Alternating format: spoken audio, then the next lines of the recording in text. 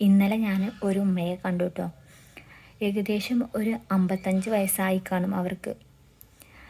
ഒരു 8 വർഷക്കാലമായി അവർ വാടകയ്ക്കത്ര താമസിക്കണേ.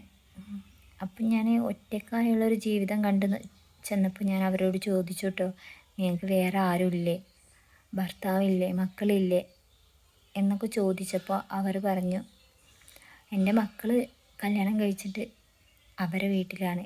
ഒരു മിഡിൽ ക്ലാസ് ഫാമിലിയിലേക്കാണ് അവരെ കല്യാണം കഴിച്ച് വിട്ടിരിക്കുന്നത്. അവർ ഫാമിലിയൊക്കെ ആയി സുഖമായി ജീവിക്കുന്നു.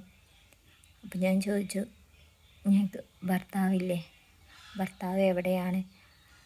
അപ്പോൾ ആ ഉമ്മ തല താഴ്ത്തിക്കൊണ്ട് സങ്കടത്തോടെ ഇരിക്കുന്നത് കണ്ടു കേട്ടോ. അപ്പം എന്നാൽ ഞാൻ വിചാരിച്ചു, എന്നാൽ ഭർത്താവ് ഉണ്ടാവില്ലായിരിക്കും.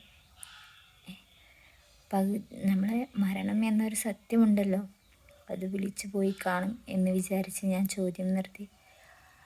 അതിൽ ഉമ്മ പറഞ്ഞു, ഞാൻ എൻ്റെ യൗവനം മുഴുവനും അടുക്കളയിൽ ജീവിച്ച് തീർത്തു. ഏകദേശം ഒരു 40 വയസ്സ് വരെ ഞാൻ എൻ്റെ ഭർത്താവിനെ നോക്കിയും അടുക്കള നോക്കിയും വീട് നോക്കിയും മക്കളെ നോക്കിയും ഒക്കെ ജീവിച്ചു. എന്നിട്ട് എൻ്റെ ഭർത്താവ് ഗൾഫിൽ പോയി അവർക്ക് സമ്പാദ്യം കൂടിയപ്പോൾ എൻ്റെ ഭർത്താവിന് മറ്റൊരു മോഹം, വേറൊരു പെണ്ണിനെ സ്വന്തമാക്കണമെന്ന്.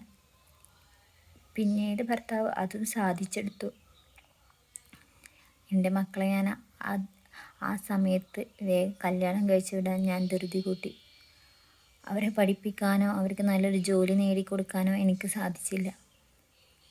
സമ്പത്ത് കൊണ്ട് അഹങ്കരിച്ചപ്പോൾ പിന്നീട് റബ്ബ് മറ്റൊരു വിധി എഴുതി. എല്ലാ സമ്പത്തും റബ്ബ് തന്നെ തിരിച്ചെടുത്തു. ഉള്ള വീട് പോയി, സ്ഥലങ്ങൾ പോയി, വണ്ടികൾ പോയി, അങ്ങനെ ആരുമല്ലാതായി ഞങ്ങൾ.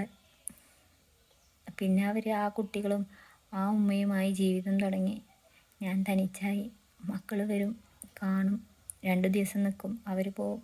കുറേ കൂടെ പോവാൻ വിളിച്ചു. ഞാൻ ഇതുവരെ ചെന്നിട്ടില്ല.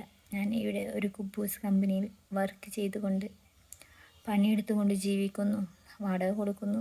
അന്നാമത്തെ കിട്ടുന്നത് അങ്ങനെ സ്വരൂപിച്ച് ഞാൻ ജീവിതം തുടങ്ങുന്നു. ഒരിക്കലും നമ്മൾ മറ്റൊരാൾ കൂടെ ഉണ്ടെന്ന് കരുതി നമ്മളെ യൗവനം വെറുതെ കളഞ്ഞു തീർക്കരുത്. നമുക്കൊരു സുരക്ഷാ കവചം നമ്മൾ തന്നെ കെട്ടിപ്പണിയണം. ഭർത്താവുണ്ട്, മക്കളുണ്ട്, അവർ നമ്മളെ നോക്കും. അവർ നമ്മളെ നോക്കാനില്ല, അവർ നമ്മളെ നോക്കും. പക്ഷേ നമുക്കുള്ളത് നമ്മൾ തന്നെ കണ്ടെത്തണം. ഈ ഉമ്മയുടെ കഥ കേട്ടപ്പോൾ എനിക്ക് ഭയങ്കര സങ്കടമായി. ആർക്കൊക്കെ വേണ്ടി ജീവിച്ചു, കുറേ ഭർത്താവിന് വേണ്ടി ജീവിച്ചു, മക്കൾക്ക് വേണ്ടി ജീവിച്ചു, സ്വയം ജീവിക്കാൻ മറന്നുപോയൊരു ഉമ്മയാണിത്.